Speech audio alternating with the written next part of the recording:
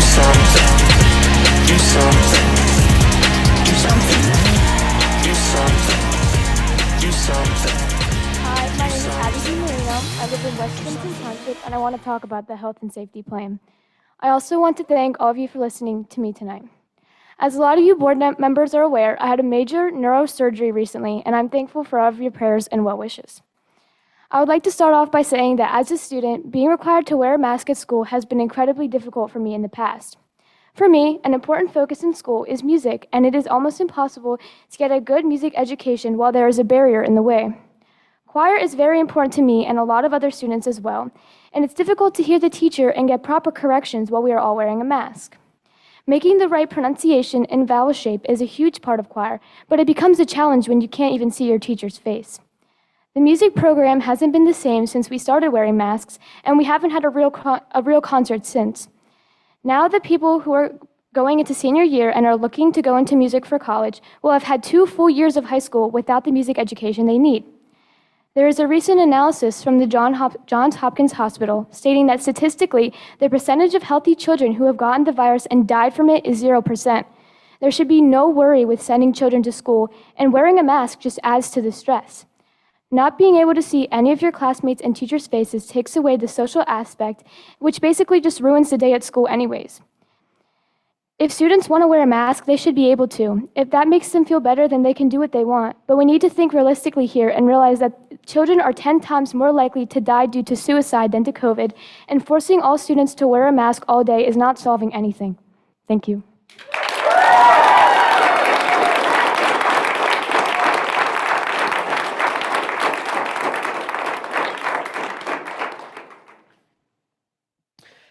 Hello, my name is Cooper Varecchia. I'm a sophomore in the high school, and I live in Warwick Township.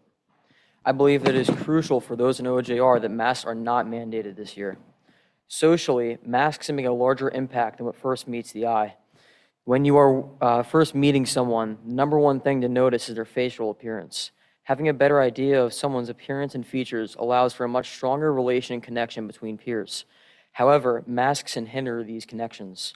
A piece of fabric covering half of one's face clearly obstructs their facial features, making it difficult to form said relationships. I personally would have a difficult time trying to figure out who is who when the year first starts, as I have only seen half the faces of many classmates. Physiologically, masks make a larger impact than what would first come to mind. Personally, I wear glasses, in case you haven't noticed. Many of those who also wear glasses can share my frustration with how masks interfere with vision. Almost instantly, the mask will push out exhausted breath upwards, out of the mask and into the lens. This causes fogging, which hinders a student's ability to see what the teacher is presenting.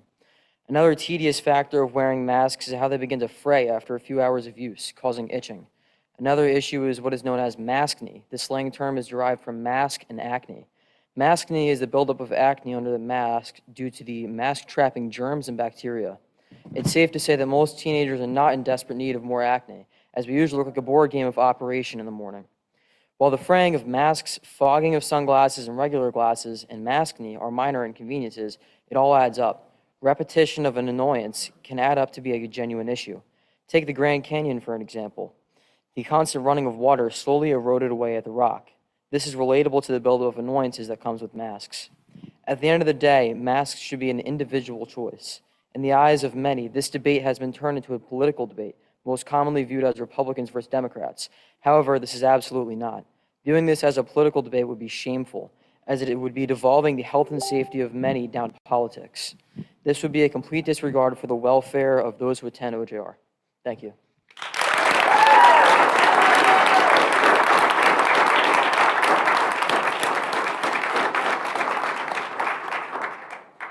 Good evening. First, I would like to welcome Dr. Sal to our community and thank the members of the school board for allowing me to speak. My name is Olivia Varecchia, and I'm a senior in the school and a resident of Warwick Township. I was in school in person in the beginning of the 2020 through 2021 school year.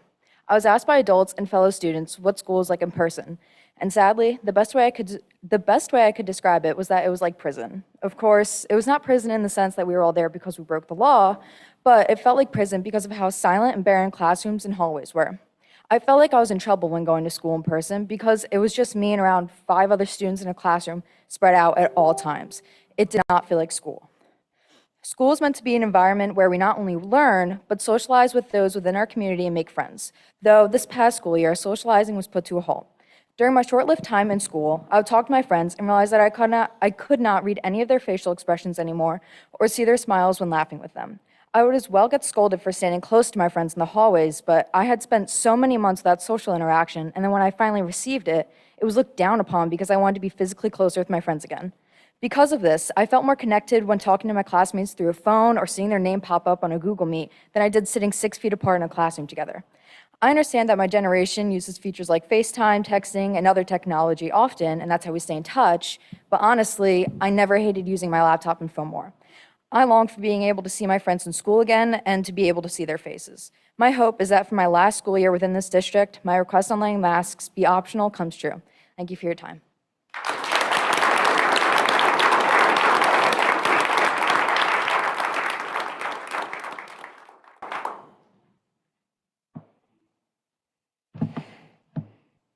Good evening, Dr. Stout, members of the school board. My name is Todd Verrecchia. I'm a resident of Warwick Township. Those were my children. I had them go ahead of me to make sure that they actually spoke. It was not easy for them, but I'm proud of them. And they're not only excellent kids, they're excellent students. They both have over a 4.2 GPA in this school. My daughter, Olivia, and she's going to be upset that I'm saying this, celebrated her 17th birthday going to her senior year last week by enlisting in the Army National Guard.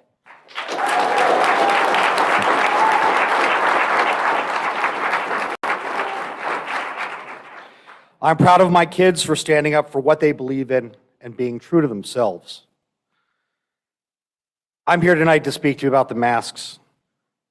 The first thing I'd like to talk about is compromise. In last month's school board announcement that masks would be optional for this coming school year, that was already a compromise.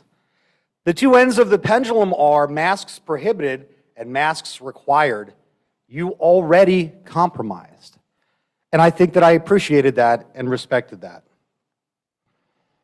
Optional mask choices are just and appropriate. What's happened in a month? What is the source of influence to this board to question the decision that you announced last month? I sincerely hope that the integrity of this board is not yielding to politically motivated emails sent by keyboard commandos outside of this district.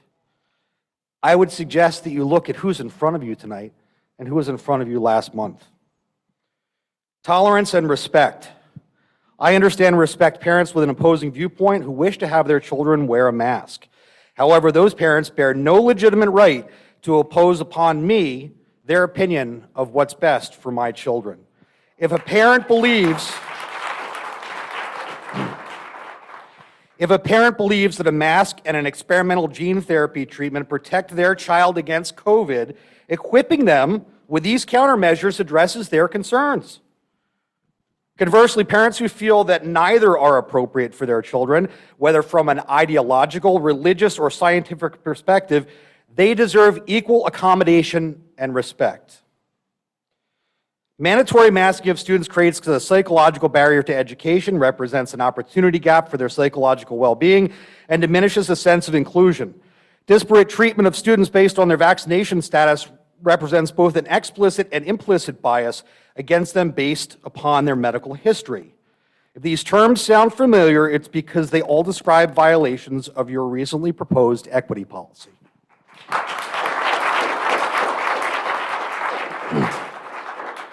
Being a member of the school board is not easy right now. I think we all understand that. We filled a circle next to your names in a voting booth because we believe that you respected our views.